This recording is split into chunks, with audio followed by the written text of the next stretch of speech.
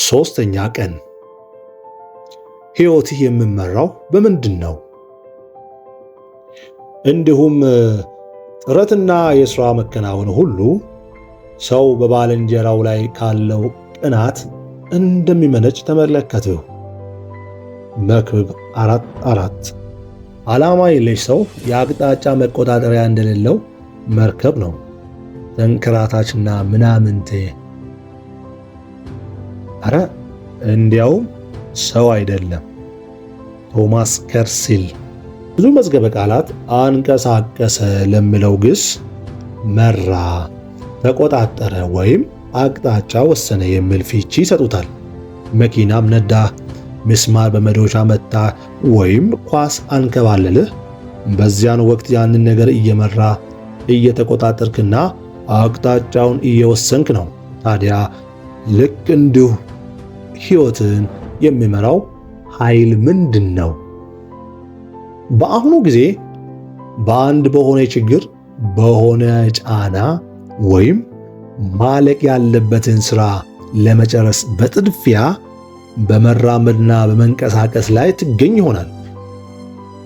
በክፉ ትዝታ፣ በአስበርጋጊ ፍርሃት ወይም በቅጡ ባልገባህ አንድ ሕሊናዊ እምነት ትመራ ይሆናል። ሕይወትን ሊያንቀሳቅሱና ሊመሩ የሚችሉ ብዙ ሁኔታዎች፣ የሕይወት ፋይዳዎችና ስሜቶች አሉ። ቀጥሎ የተዘረዘሩት አምስቱ በጣም የተለመዱና የታወቁ ናቸው። ብዙ ሰዎች በበደለኛነት ስሜት ይመራሉ። እንዲህ ያሉ ሰዎች ዘመናቸውን ሁሉ ጸጸትና ቁጭት ከወለደው ኀፍረታቸው ለመሸሸግ ሲሸሹ ይኖራሉ። ቁጭትና ጸጸት የሚመራቸው ሰዎች የትዝታ ተጠቂዎች ናቸው። ያለፈው ሕይወታቸው መጪውን ሕይወታቸውን እንዲቆጣጠረው ይፈቅዱለታል። ብዙውን ጊዜ ሳያውቁት የሕይወት ስኬታቸውን እያበላሹ ራሳቸውን ይቀጣሉ። ቃየል ኃጢአትን በሠራ ጊዜ በደሉ ከእግዚአብሔር ሕልውና ለየው። እግዚአብሔርም እንዲህ አለው፣ በምድር ላይ ኮብላይና ተንከራታች ትሆናለህ። ዘፍጥረት 4:12። ይህ ቃል በዘመናችን ያለ ዓላማ በሕይወት ጎዳና የሚንከራተቱ ብዙ ሰዎችን ይገልጣል። ምንም እንኳን የዛሬ ኑሯችን የትናንት ውጤት ቢሆንም የትናንት ኑሯችን ግን የዛሬ እስረኞች ሊያደርገን አይገባም። ምክንያቱም የእግዚአብሔር ዓላማ ባለፈው ሕይወት የሚወሰን አይደለም። እግዚአብሔር ሙሴ የተባለውን ነፍሰ ገዳይ ወደ ሕዝብ መሪነት፣ ጌዴዎን የተባለውን ፈሪ ደግሞ ወደ ደፋር ጀግነት ለውጧቸዋል። በአንተ ቀሪ ሕይወትም እንዲሁ አስደናቂ ነገሮችን ሊያደርግ ይችላል። እግዚአብሔር ለሰዎች አዲስ የሕይወት ጅማሬ በመስጠት የተካነ ነው። መጽሐፍ ቅዱስ እንዲህ ይላል፣ መተላለፉ ይቅር የተባለለት ኃጢአቱም የተሸፈነለት እንዴት ብሩክ ነው። መዝሙር 32:1። ብዙ ሰዎች በቂምና በቁጣ ይመራሉ። እንዲህ ያሉ ሰዎች ደረሰብን የሚሉትን ጉዳት ከማስወገድ ይልቅ አቅፈውት ይኖራሉ። የጉዳታቸውን ስቃይ በይቅርታ ከማስወገድ ይልቅ በመደጋገም ያብሰለስሉታል። አንዳንዶቹ ደግሞ ዝም በማለት ንዴታቸውን ውስጣቸው አምቀው ይይዙታል። የቀሩት ደግሞ የታመቀ ቁጣቸውን በማፈንዳት በሌሎች ላይ ያንባርቃሉ። እነዚህ ሁሉ አጸፋዎች ጤናማ ያልሆኑና የማይጠቅሙ ናቸው። ያንተ ቂም መያዝ ቂም በያዝክበት ሰው ላይ ከሚያደርሰው ጉዳት ይበልጥ የሚጎዳው አንተን ነው። የጎዳህ ወይም ያስቀየመ ሰው ድርጊቱን ረስቶት የራሱን ኑሮ እየመራ ይሆናል። አንተ ግን ያለፈውን ቂም አምቀ በመያዝ በብስጭት ትብሰለሰላለህ። ልብ በል፣ ከዚህ በፊት የጎዱ ሰዎች አልጥል ባልከው የገዛ ቂምህ ካልሆነ በቀር እየጎዱህ ሊኖሩ አይችሉም። ያለፈው ነገርህ አልፏል፣ ምንም ሊቀይረው አይችልም። በመራርነትህ ራስህን ብቻ ነው የምትጎዳው። በቃ ለራስህ ስትል ካለፈው ተማርና ተወው። መጽሐፍ ቅዱስ እንዲህ ይላል፣ ሞኙን ሰው ብስጭት ይገድለዋል፣ ቅሉንም ቅናት ያጠፈዋል። ኢዮብ 5:2። ብዙ ሰዎች በፍርሃት ይመራሉ። እንዲህ ላሉ ሰዎች የስጋታቸው ምክንያት ሊሆኑ የሚችሉት ነገሮች በሕይወታቸው ያሳለፉት አስፈሪ ጉዳት፣ በእውነት ላይ ያልተመሰረተ ምኞትና ጉጉት፣ ጥብቅ ቁጥጥር ባለበት ቤተሰብ ውስጥ ማደግ ወይም በተፈጥሮ የመጣ ፍርሃት ያለባቸው የሆኑ ይሆናል። ምክንያቱ ምንም የሆነ ምን በፍርሃት የሚኖሩ ሰዎች ድፍረት ከማጣታቸው የተነሳ ሁኔታዎችን ስለማይጋፈጡ ብዙ ዕድሎች ያመልጧቸዋል። ፍርሃትን በድፍረት ከማሸነፍ ይልቅ ችግር ካለበት ሁኔታ መሸሽንና ባሉበት ሁኔታ ውስጥ መቆየትን ይመርጣሉ። ፍርሃት እግዚአብሔር ያቀደልህን እንዳትሆን የሚያግድህና ራስህን ያስገባበት እስር ቤት ነው። በፍቅርና በእምነት መሳሪያነት ልትጋፈጠው ይገባል። መጽሐፍ ቅዱስ እንዲህ ይላል፣ በፍቅር ፍርሃት የለም፣ ፍጹም ፍርሃት ግን ፍርሃትን አውጥቶ ይጥላል። ፍርሃት ከቅጣት ጋር የተያያዘ ነውና የሚፈራም ሰው ፍቅሩ ፍጹም አይደለም። አንደኛ ዮሐንስ 4:18። ብዙ ሰዎች ለመበልጸግ ባላቸው ምኞት ይመራሉ። እንዲህ ያሉ ሰዎች የሕይወታቸው ዋና ግብ ሀብት ማግኘት ነው። እንዲህ ያለው ሁል ጊዜ ይበልጥ ሀብት የመፈለግ ግፊት የሚመነጨው ብዙ ሀብት ሲኖረኝ ይበልጥ ደስተኛ፣ ይበልጥ ታዋቂና ዋስትና ያለኝ ይሆናለሁ ከሚል የተሳሳተ አመለካከት ነው። እነዚህ ሦስቱም አስተሳሰቦች ስህተት ናቸው። ሀብት ሊያስገኝ የሚችለው ጊዜያዊ ደስታን ነው። ምክንያቱም ቁሳዊ ነገሮች ስለማይለወጡ ያሰለቹናል። በመሆኑም አዳዲስ ትልልቅና የተሻሉ ነገሮችን እንደገና እንፈልጋለን። ብዙ ሀብት ካለኝ ይበልጥ የተከበርኩና ተፈላጊ ሰው እሆናለሁ የሚልና የማይጨበጥ እምነትም አለ። እኛ ራሳችንን የተመንበት ዋጋ ከትክክለኛ ዋጋችን ጋር ተመሳሳይ አይደለም። ዋጋህ አንተ አሉኝ በምትላቸው ውድ ነገሮች አይወሰንም። በሕይወት እጅግ ዋጋ ያላቸው ቁሳዊ ነገሮች እንዳልሆኑ እግዚአብሔርም ይነግረናል። ስለ ገንዘብ በጣም የተለመደው የማይጨበጥ እምነት ብዙ ገንዘብ ካለኝ በሁሉ ነገር ዋስትናዬ በጣም የተጠበቀ ይሆናል የሚለው ነው። አይሆንም። በተለያዩና ከአቅም በላይ በሆኑ ምክንያቶች ሀብት ወይም ገንዘብ በቅጽበት ይጠፋሉ። እውነተኛ ድነት ወይም ዋስትና የምታገኘው ፈጽሞ ማንም ሊወስድብህ ከማይችለው ማለትም ከእግዚአብሔር ጋር ካለህ ግንኙነት ነው። ብዙ ሰዎች በሌሎች ዘንድ ተቀባይነትን በመፈለግ ማንነት ይመራሉ። እንዲህ ያሉ ሰዎች ወላጆቻቸው ወይ ልጆቻቸው ወይ ደግሞ አስተማሪዎቻቸው አለዚያም ሌሎች ወዳጆቻቸው ከእነርሱ የሚጠብቁትን ነገር ለማሟላት የሚያደርጉት ጥረት ሕይወታቸውን እንዲቆጣጠር ይፈቅዳሉ። አንዳንድ ሰዎች ከጎለመሱ በኋላም እንኳን ለማስደሰት አስቸጋሪ በሆኑ ወላጆቻቸው ተቀባይነትን ለማግኘት ይፈልጋሉ። ሌሎች ደግሞ ሰዎች ስለ እነርሱ የሚያስቡት ነገር እያስጨነቃቸው በእኩዮቻቸው ተጽዕኖ ይመራሉ። የሚያሳዝነው ግን ብዙዎች ለማስደሰት የሚሞክሩ ሰዎች በሂደቱ ራሳቸውን ያጣሉ። ለስኬት የሚያበቁ ቁልፍ ነገሮችን በሙሉ ባላውቅም ለውድቀት የሚያበቃው ዋነኛ ነገር ግን ሁሉንም ለማስደሰት መሞከር ነው። በሌሎች አስተሳሰብ መመራት እግዚአብሔር ለሕይወት ያለውን ዓላማ እንድትስት የሚያደርግ መንገድ ነው። ኢየሱስ አንድ ሰው ሁለት ጌቶችን ማገልገል አይችልም ብሏል። ማቴዎስ 6:24። አላስፈላጊ ጭንቀት፣ እርካታ ያጣ ሕይወት፣ ጥቅም ላይ ያላዋልከው ችሎታና ሌሎች ብዙ ነገሮች ሕይወትን ሊያሽከረክሩት ይችላሉ። ሁሉም ግን የትም የማያደርሱ ናቸው። በዚህ መጽሐፍ ውስጥ የሚታደርገው የ40 ቀን ጉዞ በዓላማ የሚመራ ሕይወትን እንዴት ለመኖር እንደምትችል ያሳያል። እንዲህ አይነቱም ሕይወት በእግዚአብሔር ዓላማ ቁጥጥር ስር ሆኖ የሚመራና የሚቃኝ ነው። እግዚአብሔር ለሕይወት ያለውን ዓላማ ከማወቅ ይበልጥ ግድ ልትሰኝበት የሚገባ ነገር የለም። ይህ ዕውቀት ቢጎልህ ግን በምንም ልታካክሰው አትችልም። የኑሮ ስኬት፣ ባለጠግነት፣ ባለዝና መሆንና ሌሎች ደስታ ሰጪ ነገሮች ሁሉ እግዚአብሔር ለአንተ ያሰበውን የሕይወት ዓላማ ሊተኩ አይችሉም።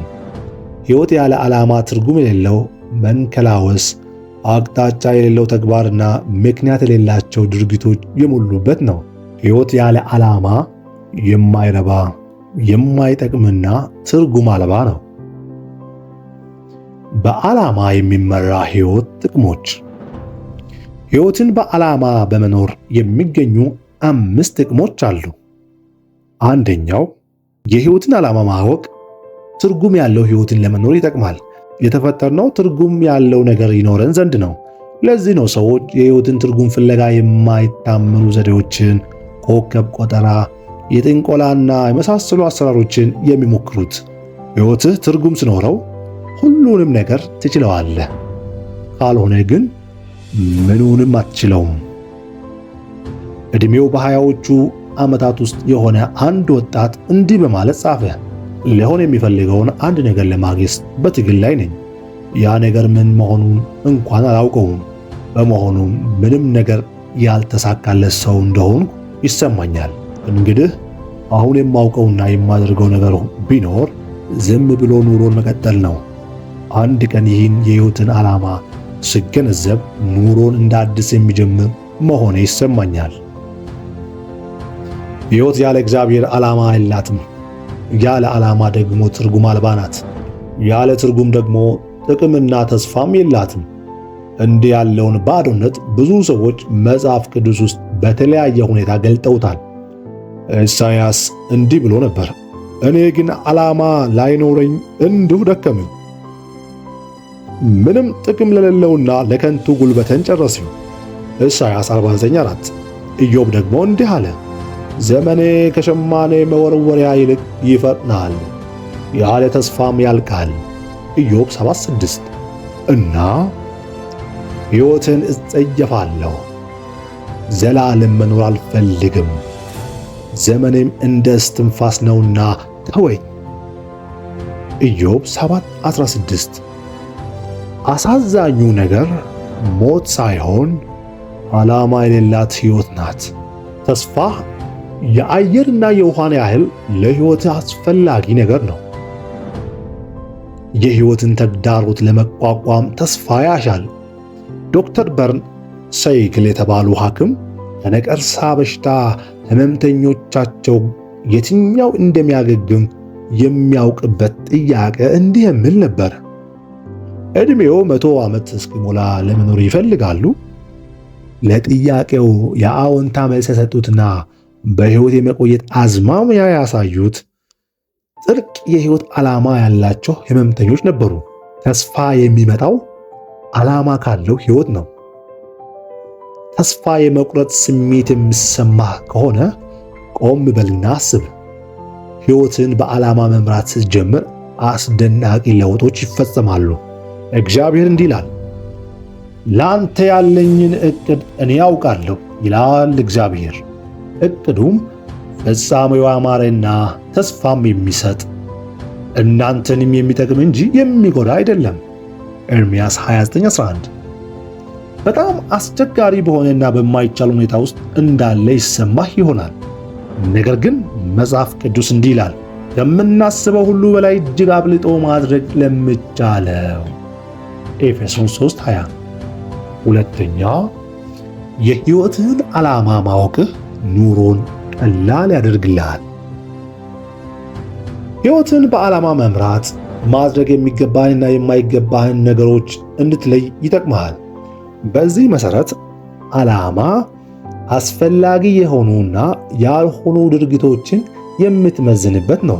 በአጭሩ ይህ ድርጊት እግዚአብሔር ለሕይወቴ ካለው ዓላማዎች አንዱን እንዳከናውን ይረዳኛልን ብለህ ትጠይቃለህ። ግልጥ የሕይወት ዓላማ ከሌለ የውሳኔዎች መነሻ የሚሆን ጊዜን እንዲሁም አለኝ የምትለውን ንብረት የምታውልበት መሠረት አይኖርህም። የውሳኔ ምርጫዎች በሁኔታዎች፣ በጊዜው ባለህበት ስሜትና በሌሎች ተጽዕኖዎች ላይ ይመሰረታሉ። ዓላማቸውን የማያውቁ ሰዎች በአንድ ጊዜ ብዙ ነገር ለማድረግ ይጥራሉ። ይህም ጭንቀትን፣ ድካምንና ከሌሎችም ጋር ግጭትን ይፈጥርባቸዋል። ሰዎች እንድታደርግላቸው የሚፈልጓቸውን ነገሮች ሁሉ ማድረጉ አይቻልህም። ያለ ጊዜ የእግዚአብሔርን ፈቃድ ለማከናወን ብቻ የሚበቃ ነው። ያሰብከውን በሙሉ ለመስራት ካልቻልክ ምናልባት እግዚአብሔር ላንተ ከመደበልህ በላይ ለመፈጸም በመሞከር ላይ ትሆናለህ። ምናልባት ጊዜህን በማይረባ ነገር ለማሳለፍ በመሞከር ላይ ነህ። በዓላማ የሚመራ ሕይወት ቀላል የኑሮ ዘዴና ጤነኛ የጊዜ አጠቃቀም አለው። መጽሐፍ ቅዱስ እንዲህ ይላል፣ ምንም ሳይኖረው ባለጠጋ መስሎ የሚታይ ሰው አለ። ሌላው ድሃ መስሎ ይታያል፣ ግን ብዙ ሀብት አለው። ምሳሌ 13:7 ሕይወትን በዓላማ መምራት የአእምሮ ሰላምን ያመጣል። በአንተ ላይ ታምናለችና በአንተ የምትደገፈውን ነፍስ ፈጽመ በሰላም ትጠብቃለህ። ኢሳይያስ 26:3 ሶስተኛ የሕይወትን ዓላማ ማወቁ ኑሮን በትኩረት ለመምራት ይጠቅምሃል። ዓላማ ጥረትና ኃይልህን ጠቃሚ ነገር ላይ እንድታተኩር ለማድረግ ይረዳሃል። የምትሰራውን መርጠህ ስለምትሰራ ውጤታማነትህ ይጨምራል። መቼም በጥቃቅን ነገሮች ከዋነኛው የሕይወት አቅጣጫ መዛባት ሰብአዊ ተፈጥሮ ነው። ከንቱ የሆኑ የሕይወት ፍለጋዎች ያንከራትቱናል። ለዚህ ነው ሄንሪ ዴቪድ ቶሮ የተባለ ምሁር ሰዎች እርካታን ፍለጋ ይንከራተታሉ ያለው። በዛሬው ሁኔታ ግን በዓላማ ቢስነት ኑሮ ይመላለሳሉ የሚለው አባባል ይበልጥ ይገልጠዋል። ብዙ ሰዎች ስፍራውን ሳይለቅ እንደሚሾር እንዝርት መሰል ሞተር ይሽከረከራሉ። ሕይወታቸው ግን ካለበት እልፍ አይልም። ግልጥ የሕይወት ዓላማ ከሌለህ ግራ ለመጋባትና ለልብ ባዶነት መልስ ይሆነኛል በማለት ከቤተ ክርስቲያን ወደ ቤተ ክርስቲያን፣ ከአንዱ ወዳጅ ወደ ሌላው፣ ከሥራ እያቀያየርክ ትኖራለህ። የሚቀጥለው ምርጫ የተለየና የተሻለ ይሆናል ብለህ ታስባለህ። ችግርህ ግን የሕይወት ዓላማና ትኩረት ማጣት ስለሆነ ይህ ድርጊትህ ፈጽሞ አይረዳህም። መጽሐፍ ቅዱስ እንዲህ ይላል፣ ስለዚህ ሞኞች አትሁኑ፣ የጌታ ፈቃድ ምን እንደሆነ አስተውሉ እንጂ። ኤፌሶን 5:17 የትኩረት አቅጣጫ ያለውን ሕይወት ከብርሃን ጋር አነጻጽረን ለማየት እንችላለን። የተበታተነ ብርሃን የሚኖረው ኃይል ወይም የሚሰጠው ጥቅም እምብዛም ነው። ይህንኑ ብርሃን በአንድ ትኩረት እንዲሰበሰብ በማድረግ ኃይሉን ለማጠናከር ግን ይቻላል። የፀሐይ ጨረርን በአጉልቶ ማሳያ ወይም ሌንስ እንዲሰበሰብ በማድረግ ሳርና ቅጠል የመሳሰሉ ነገሮችን በእሳት ለማቀጣጠል ይቻላል። የብርሃን ኃይል ታምቆ እንደሚወረወር ጨረር ወይም ሌዘር ቢም በከፍተኛ ክምችት ሲሰበሰብ ጠንካራ ብረትን ሊቆራርጥ ይችላል። በአቅጣጫ ትኩረትና በዓላማ የሚመራ ሕይወትን ያህል ብርቱ ነገር የለም። በታሪክ ውስጥ ታላላቅ ሥራዎችን ያከናወኑ ሰዎች የሕይወት ትኩረት የነበራቸው ናቸው። ለምሳሌ ሐዋርያው ጳውሎስ ክርስትናን በሮማውያን ግዛት ሁሉ ያሰራጨው ብቻውን ነው። የውጤታማነቱ ምስጢር ሕይወቱ የትኩረት አቅጣጫ የነበረው መሆኑ ነው። ይህን አስመልክቶ ሲናገር እንዲህ ብሏል፣ አንድ ነገር አደርጋለሁ፣ በኋላ ያለውን እየረሳው በፊቴ ወዳለው እዘረጋለሁ። ፊልጵስዩስ 3:13 ሕይወትህ ተጽዕኖ ያለው እንዲሆን ከፈለግ ሰብስበው። ሁሉን ለማድረግ ከመባከን ይልቅ የተወሰነ ነገር ሥራ። መልካም ናቸው ብለህ የሚታስባቸውን ነገሮች እንኳን በመቀነስ ከሁሉ ቅድሚያ ሊሰጣቸው የሚገባቸውን ብቻ አድርግ። ውጤታማ የሆነ ሥራ መሥራትንና ጥድፊያን አንድ አድርገህ አትመለከታቸው። ዓላማ ሳይኖርህ እንዲያው ጥድፊያ ብቻ የበዛብህ ልትሆን ትችላለህ። ታዲያ ምን ይጠቅምሃል? ሐዋርያ ጳውሎስ እንዲህ ይላል፣ ሁላችን ነገሮችን በዚህ ሁኔታ ማየት ይኖርብናል። በአንዳንድ ነገር የተለያየ አስተሳሰብ ቢኖራችሁ እግዚአብሔር እርሱንም ይገልጥላችኋል። ፊልጵስዩስ 3:15 አራተኛ ዓላማህን ማወቁ ሕይወትህን ያነሳሳዋል። ዓላማ ሁል ጊዜ መልካም ስሜት ይፈጥራል፣ ግን ዓላማን ያህል ኃይል የሚሰጥ ነገር የለም። በሌላ በኩል ዓላማ ከሌለ የሕይወት ግለት ይባክናል። ጠዋት ከአልጋችን መውረዱ እንኳን ከባድ ሥራ ይሆንብናል። ብዙውን ጊዜ ትርጉም የለሽ ሥራ በመስራት ነው ጉልበታችን የሚባክነው። እንደክማለን፣ ደስታችንም ይጠፋል። ጆርጅ በርናርድ ሾው የተባለ ደራሲ እንዲህ በማለት ጽፏል፣ ሁል ጊዜ አጉረምራሚ፣ ራስ ወዳድ፣ ሰው ሁሉ እሽሩሩ ይበለኝ የምትል አትሁን። በዓላማ ከመመራት የተነሳ ለራስ ያለ ግምት ከፍ ይበል። ይህ ነው የሕይወት እውነተኛ ደስታ። አምስተኛ፣ ዓላማህን ማወቁ ለዘላለም ሕይወት ያዘጋጅሃል። ብዙ ሰዎች የሕይወት ዘመናቸውን የሚጨርሱት ምድር ላይ ትተውት የሚያልፉትን ዘላቂ ቅርስ በማዘጋጀት ነው። ሲሞቱ ትተውት በሄዱት ቅርስ አማካይነት እንድታወሱ ይፈልጋሉ። ይሁን እንጂ የመጨረሻው ቁም ነገር ሰዎች ስለ አንተ የሚሉት ሳይሆን እግዚአብሔር የሚለው ነው።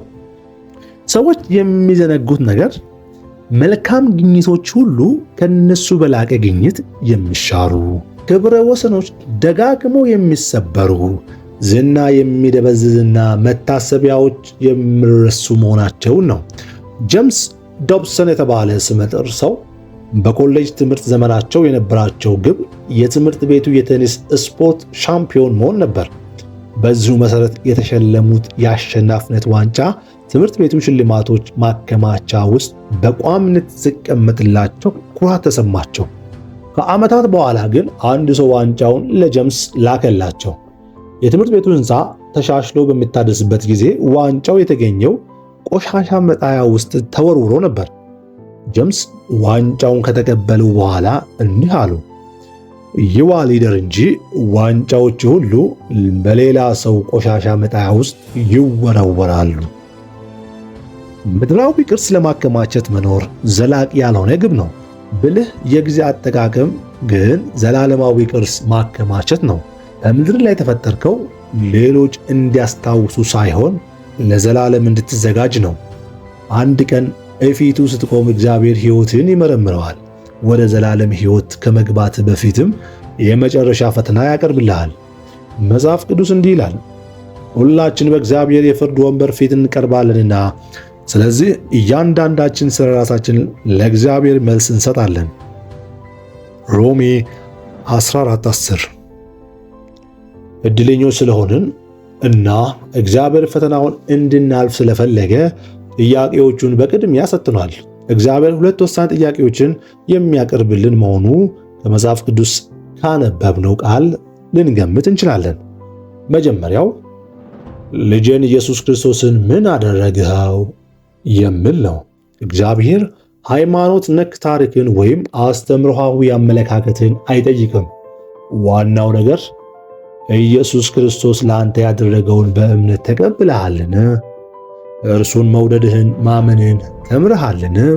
እንዲህ ብሏል ኢየሱስ፣ መንገዱ እኔ ነኝ፣ እውነትና ሕይወትም እኔው ነኝ፣ በእኔ በኩል ካልሆነ በቀር ወደ አብ የሚመጣ የለም። ዮሐንስ 14:6። ሁለተኛው በሰጠሁ ማንኛውም ነገር ምን አደረግህበት?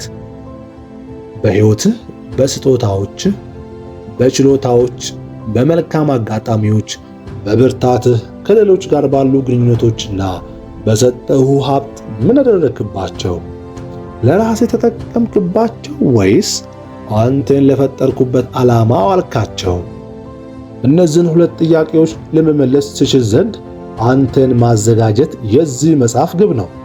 የመጀመሪያው ጥያቄ ዘላለምን የምታሳልፍበትን ስፍራ ይወስናል። ሁለተኛው ደግሞ ዘላለም ውስጥ የምታከናውነውን ሥራ የሚወስን ይሆናል። ይህን መጽሐፍ አንብበን ስጨርስ ሁለቱን ጥያቄዎች ለመመለስ ዝግጁ ትሆናለህ።